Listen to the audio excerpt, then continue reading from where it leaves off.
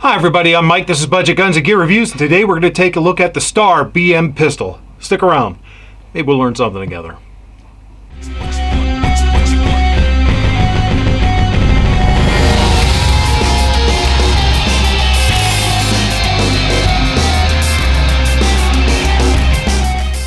I recently ordered the Star BM pistol from Classic Firearms. It is a single stack 9mm pistol. Has 8 rounds in the magazine, plus 1 in the chamber. It is a single action pistol. Let's go ahead and make sure that the thing is clear. As you can see, nothing in it. Classic has these for sale for $199. If you like, you can pay an extra 20 bucks and get hand select best out of 10. And they ship with the pistol, the original box, which has the manual in Spanish, because Star is a Spanish company. These are Spanish police pistols, a cleaning rod, and one 8-round magazine. You can order other magazines from Classic for 20 bucks a pop, which I would advise you to do. They're not real easy to find, and you know, when they got them, but when they don't, and you're kind of stuck. Nobody wants to get rid of them. You can, I'm told, use SIG P225 magazines for whatever that's worth. You have to do a little bit of modifications. Maybe I'll get a hold of one of those, get a 10-round SIG P225 magazine and do some modifications and see if I can make it work in a future video. But for now, let's take a closer look at this.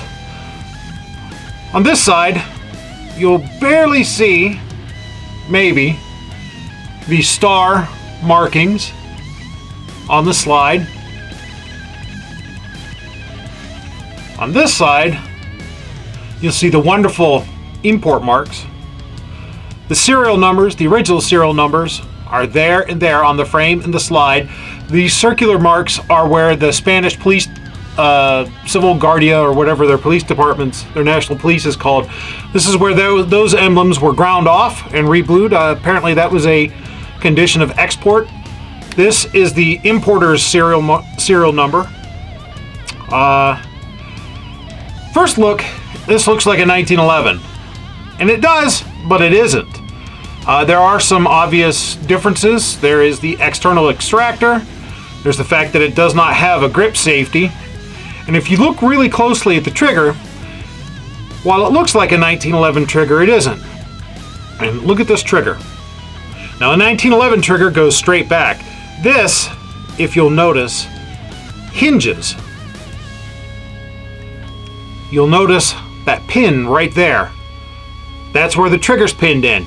It pivots, it does not go straight back. But other than that, man, this is a really, really nice trigger, I think. It has that little bit of take up, hits a very definite wall, and then it just breaks like glass. This is an awesome, awesome trigger. I love it. By the way, has some nice, the older style small serrations on the slide. Standard slide stop safety. Works like a 1911 safety. Up is safe, down is fire. You don't ever want to dry fire these because of the way the firing pin is made. It could break them. I know a lot of modern firearms you don't really have to worry about that. With these, you do. You can tell when these pistols were made by looking on the trigger guard. This particular example was made in 1979. One thing that I've already mentioned that these pistols have that I'm not really a fan of is a magazine disconnect. You can drop the magazine. Well, you can try to drop the magazine, but it won't drop. The magazine disconnect holds the magazine in place, so whenever you wish to eject the magazine, you have to press the magazine release button and then manually strip it. Once that magazine is ejected, the trigger won't even move, so it has a magazine disconnect. We'll deal with that here in a minute.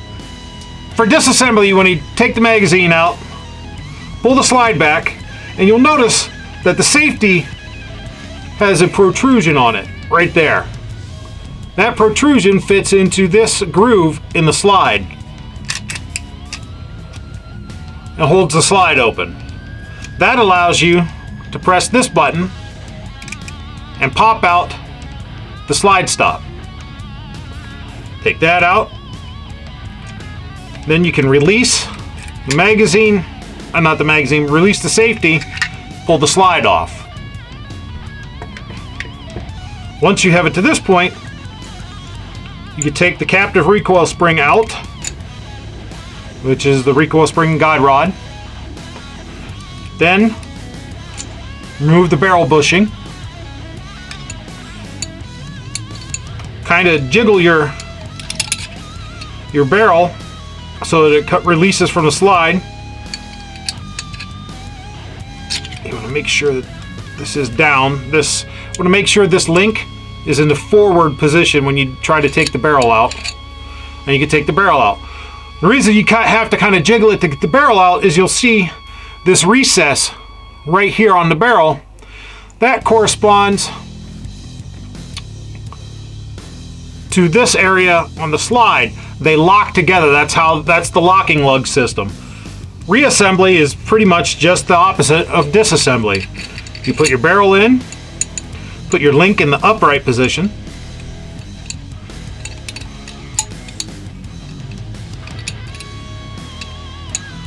replace your bushing,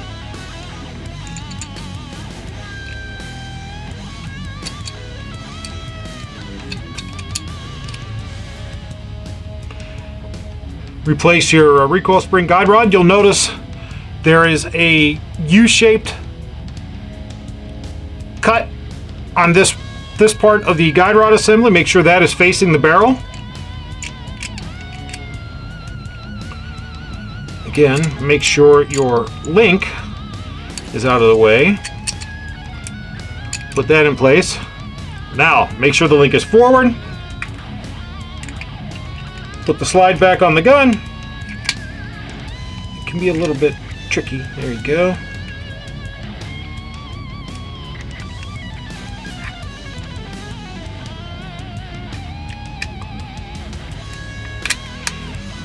Put your slide release back in the hole. Lock the weapon back. Now you'll notice there is a little protrusion right there on the slide release. That corresponds to that little dent, little divot in the slide. That's how you want to get it through. Because the one thing I didn't show is the slide release has a detent there that goes against this protrusion here, and that holds everything together. So you want to make sure your slide release is going to go into that little it's going to go in there. Boom. There, that's in. Now you can release the slide. Function check. With an empty magazine, of course, for now. Boom. Okay, so speaking of that magazine release, I'm going to show you, not magazine release, but magazine disconnect. I'm going to show you how to remove that. I hate them. I like to do some kind of dry fire practice with snap caps and whatnot, and I don't want to have a magazine anywhere near the weapon, so I'm going to go ahead and show you how to remove this magazine disconnect.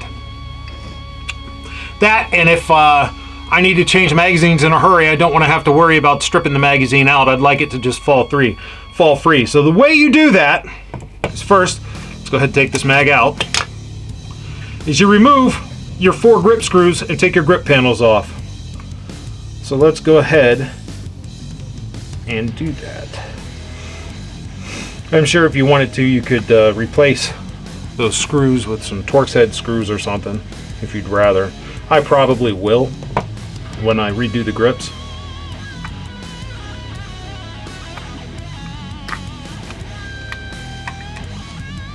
Okay, now we'll take a look at what makes this magazine disconnect. This piece presses on the magazine. So when you eject the mag, it's out of the way right now. Trigger bar moves, presses that catch, sear releases. Trigger hammer falls. With the magazine out, that piece falls, and let's watch that again. Take the magazine out. You see that piece went down. Now it blocks the trigger bar from releasing the sear. So what we have to do is get rid of this piece. Fortunately, that's easy. Some of these you have to flip over and punch that pin out. Others, a little bit of shaking and it'll come out like this one did. Put that away for future use. If you ever want to put it back in, now there's nothing in the way of that bar, that trigger bar, from working. One thing that this also did is this pressure, the pressure of this on the magazine kept the magazine from falling free. Now that magazine will fall free. Let's go ahead and put our grips back on and I'll show you. Now that we have the grips back on, let's do a function check. Empty weapon, no magazine, fires.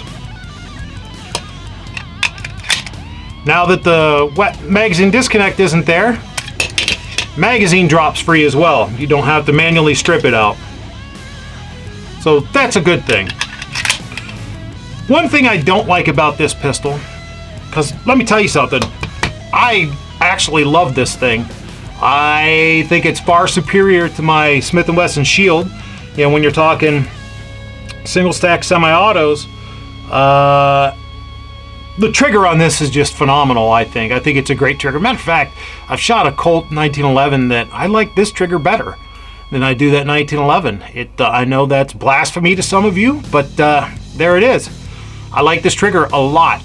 But anyway, what I don't like about this pistol, other than the magazine disconnect, which we just fixed, is in this area, the beaver tail area, you know, you can see here along the grip, they chamfered this edge just a little bit, but this, they left kind of a sharp edge. And if you shoot it for a while, it can be a little bit annoying. Another thing that I don't like is, well, you know, hey, I got big, fat, meaty hands. That hammer, as you can see when it goes all the way back from the slide, is going to pinch the crap out of me. Well, not is going to, it does pinch the crap out of me. I don't particularly like that.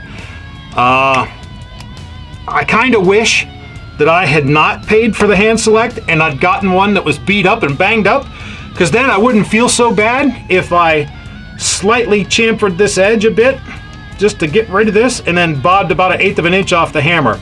As it is now, I don't want to do it because really this is in pretty nice shape for a steel pistol being this old.